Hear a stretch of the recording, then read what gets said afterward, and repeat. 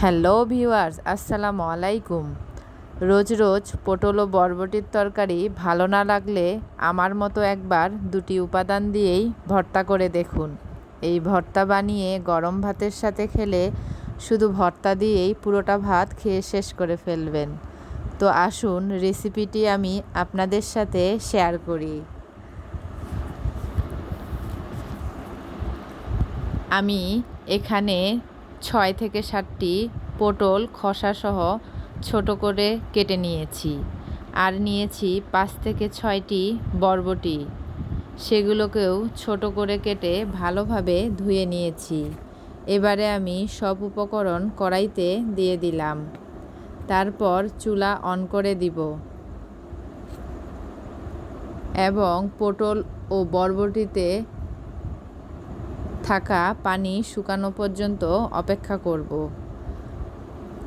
পানিগুলো শুকিয়ে এলে সরিষার তেল দিয়ে বরবটি ও পটলগুলোকে আমি ভাজবো।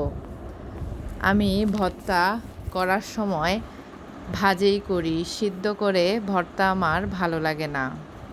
সরিষার তেল দিয়ে ভাজে ভর্তা করলে ভর্তার স্বাদ খুব বেশি মজাদার হয়, তাই আমি ভর্তা বানানোর জন্য সরিষার তেলটাই ব্যবহার করে থাকি।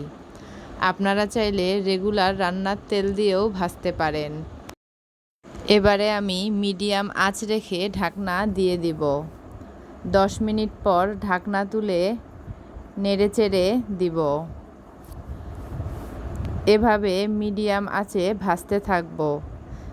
তারপর আমি এখানে পরিমাণ মতো লবণ অ্যাড করে দিব। মিডিয়াম আঁচে সবগুলো উপকরণকে ভাজতে হবে। ভাজতে ভাজতে উপকরণগুলো একটু লালচে হয়ে এলে আমি তাতে 4 থেকে 5টি কাঁচামরিচ ও কিছু রসুনের কোয়া ছিলে ধুয়ে দিব। এবারে সব উপকরণগুলো পারফেক্টভাবে ভাজা না হওয়া পর্যন্ত এগুলোকে নেড়েচেড়ে ভাজতেই থাকব। ভাজতে ভাজতে এক সময় এগুলো লালচে কালার হয়ে আসবে। এই যে দেখতেই পাচ্ছেন, এগুলো পারফেক্টভাবে ভাজা হয়ে গিয়েছে। এবার আমি সব উপকরণগুলোকে একটি ব্লেন্ডারের জারে নিয়ে নিব।